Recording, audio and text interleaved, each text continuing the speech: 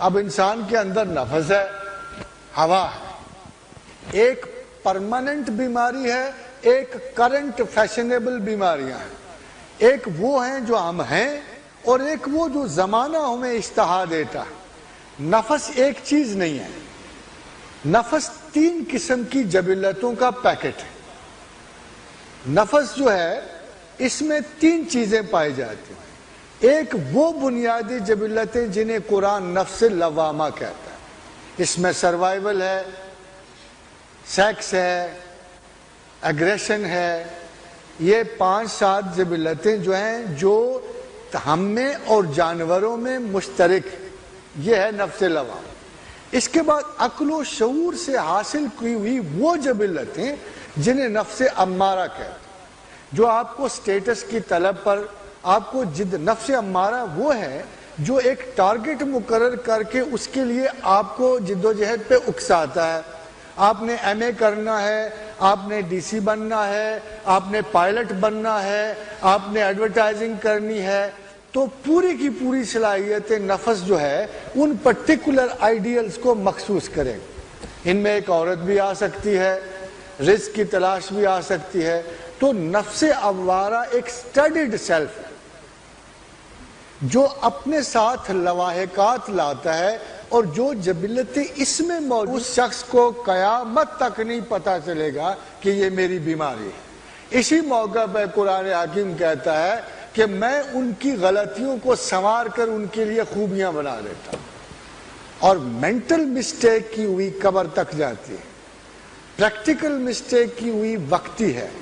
آپ زنا کریں، چوری کریں، شراب پئیں، اور کچھ عرصے کے بعد اس پیٹرن میں آپ کی توبہ اس چیز کو نلیفائی کر دے گی، مگر ذہن سے کی ہوئی ایک مسٹیک جو ہے وہ آپ کی انوالومنٹ ہے، وہ آپ کی وجود ذہن سے نکلی ہے، آپ اس نے بڑی سوچ سمجھ کے آپ نے اس کو اختیار کیا ہوتا ہے، وہ آپ کی قبر تک آپ کا ساتھ دیتی ہے۔ اس لیے یہ جو دوسرا نفس امارہ ہے، اس کی الجھنیں اور اس کی مسٹیکس جو ہیں کسی اسپیشلسٹ کے بغیر نہیں جاتی، کبھی بھی نہیں جاتی۔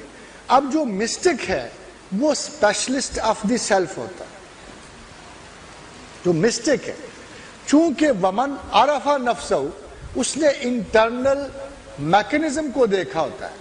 خرابی کا ایکسپرٹ اتنا بہتری کا ایکسپرٹ نہیں ہے جتنا وہ خرابی کا ایکسپرٹ ہے۔ اس نے نفس اور ہوا کے خلاف ایک مسلسل آبجیکٹو انالیسس کے ساتھ جنگ کی ہوتی ہے۔ اس کو پتا ہوتا ہے کہ پیچھے ڈرائیو موٹیو کیا ہے، ایکسٹرنل کیا ہے، اس کے پیچھے کے اثرات کیا ہیں، لیبڈو کے کیا ہیں، انکانشس کے کیا ہیں، سب کانش کے۔ اب دیکھیے موجودہ دور میں سائیکالوجی نے مسٹکس کی سٹرگل کو کچھ آسان کر دیا۔ Psychology is also a knowledge of the self, مگر فرق صرف اتنا ہے کہ psychology if applied to others is a science, if applied to one's own self is mysticism۔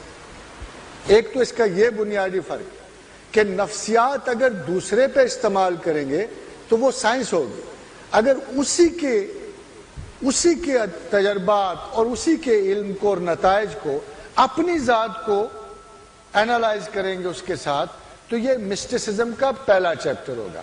مگر نفسیات مغرب میں خدا کے لیے استعمال نہیں ہوتی۔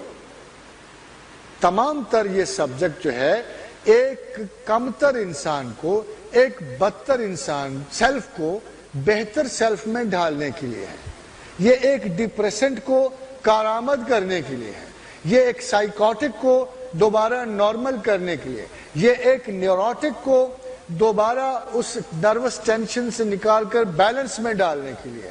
مگر مسٹک جو ہے جب سائیکالوجی کی ایک انتہائی دانش تک پہنچتا ہے اور علم تک پہنچتا ہے اور بیٹر سیلف تک پہنچتا ہے، تو یہ بیٹر سیلف کو پھر خدا کے قوانین کے سامنے سرنڈر کرتا ہے۔ سو a mystic is 100 times far more advanced than the general psychologist in the society، کیونکہ وہ اپنی باریکیوں سے تو واقف ہوتا ہے، مگر ان باریکیوں کے بعد وہ آگے بڑھتا ہوا پورے کا پورا علم نیگیٹو ہے۔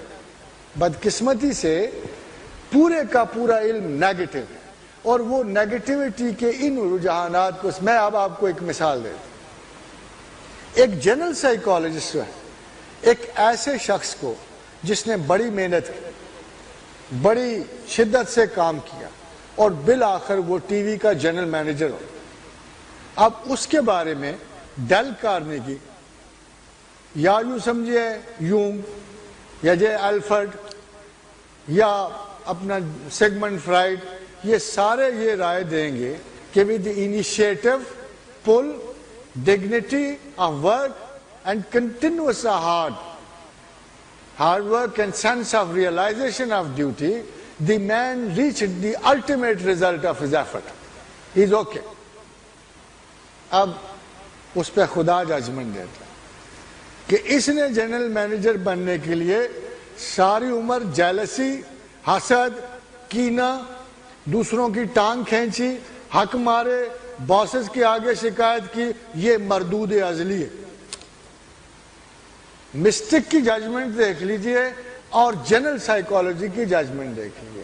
اس لیے جو مسٹک ہے وہ تمام کی تمام effort of psychology is the best جج آف دی سیلف۔ اور آج بھی اگر کسی شخص کو حضور خداوند آگے بڑھنے کے لیے کسی استاد کی ضرورت پڑتی ہے تو قطعاً کشف و کرامات کے لیے نہیں ہوتی۔ سب سے بڑا اکتشاف ذات ہے